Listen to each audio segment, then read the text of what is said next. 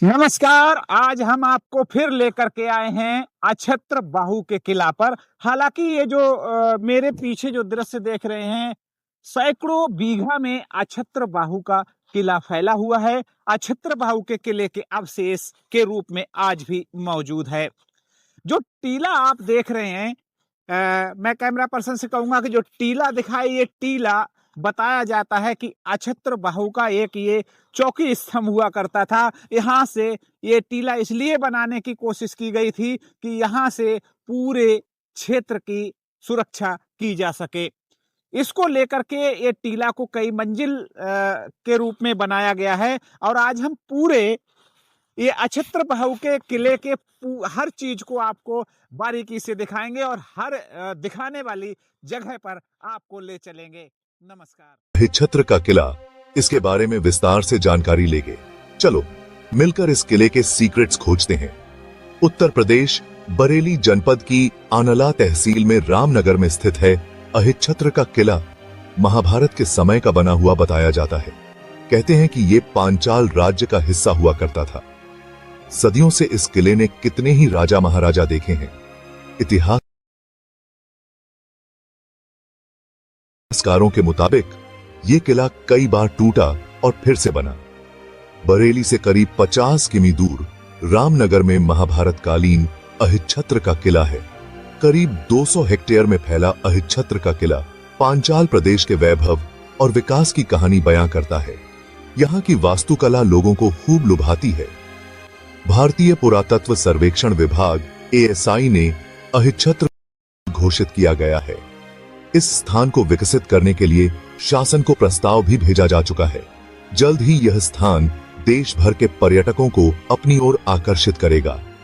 किले के खंडहरों से मिले पत्थरों के लिखे और मूर्तियां इस बात की गवाही देते हैं। अहिच्छत्र उत्तर पांचाल देश की राजधानी रहा है। वहीं पांचाल, जिसका जिक्र महाभारत में आता है, और पांडवों की पत्नी द्रौपदी यानी पांचाली दक्षिणी पांचालय यानी कि कंपिला की थी।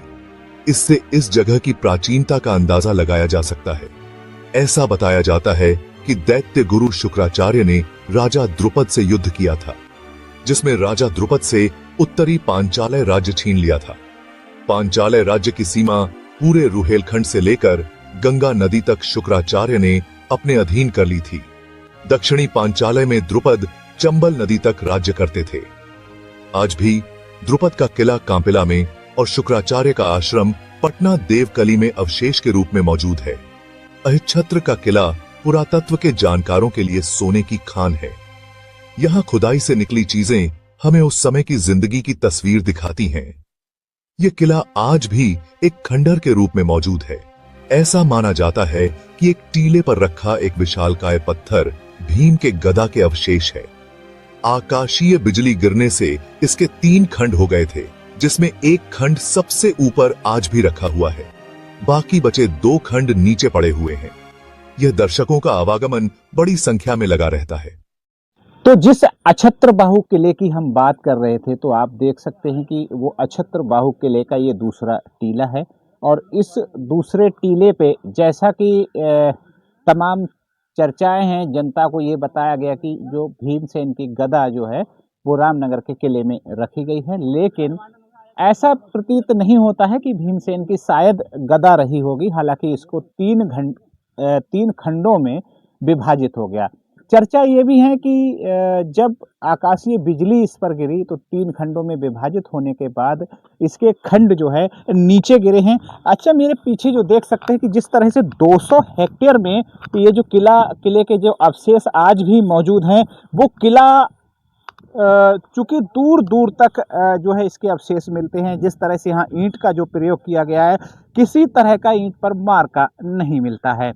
ऐसा भी बताया जाता है जिस समय ये पांचाल देश हुआ करता था, पांचाल राज्य हुआ करता था, तो पांचाल राज्य को उत्तर और दक्षिण 2 भागों में बांटा गया था। हालांकि दक्षिण जो पांचाल राज्य था, तो दक्षिण पर राजा द्रुपद राज करते थे और उत्तर वाले पर दैत्य गुरु शुक्राचार्य।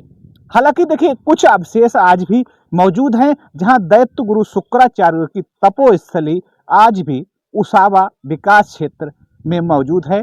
जहां पर कुछ क्षेत्र जो है शाहजहांपुर जनपद में, यानी कि कल्हान विकास क्षेत्र का एरिया पड़ता है, पटना देवकली, वहां पर मौजूद है। बताया ऐसा जाता है कि दैत्य गुरु शुक्राचार्य ने तपो, जहां पर पटना देवकली बोला जाता है, वहां से जो है संजीवनी बूटी प्राप्त की थी। तो वो उनकी तपोस्थली आज भी मौजूद है और ये अछत्र बाहु का किला है। यहाँ पर भगवान पारसनाथ की भी तपोस्थली कही जाती है। आंवला क्षेत्र का जो रामनगर है, ये जैन धर्म के इष्ट भगवान पारसनाथ की तपोस्थली भी है, जो कि जो जैन मंदिर है वो रामनगर में अंदर है और भव्य मंदिर बना हुआ है।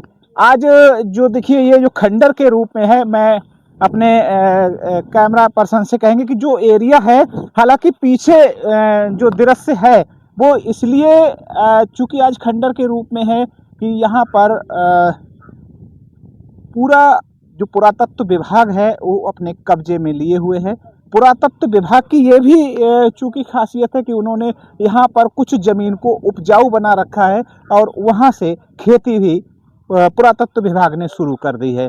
और इसका जो इसको एक पर्यटन स्थल घोषित करने की जो बात चल रही है, हालांकि सरकार ने पहले ही इसे पुरातत्व विभाग को सौंप दिया है और पर्यटन स्थल घोषित कर दिया है और लगातार इसके सौंदर्यीकरण के लिए काम आज भी जारी है। तो जो अछत्र बाहु किले की जो अभी बात कर रहे थे, आपने जो दृश्य देखे, तो जो ये एरिया जो देख रहे हैं कितना रमणीक स्थान है, क्योंकि ये सब पुरातत्व विभाग के अंतर्गत आता है और पुरातत्व विभाग इसमें लगातार कार्य करा रहा है। आने वाले समय में पुरातत्व विभाग पूर्ण रूप से इस फोर्ट पर, इस जो अभी तक आपको अवशेष जिसके लेके दिख रहे हैं अछत्र बाहु के लेके, ये पुरातत्व विभाग पूर्ण रूप से कब्जे में लेने के बाद यहाँ पर जो आपको देखने को मिलेगा, तमाम चीज़ें का सौंदर्यीकरण किया जा रहा है और बहुत जल्द सौंदर्यीकरण के बाद आपको देखने को मिलेगा। नमस्कार।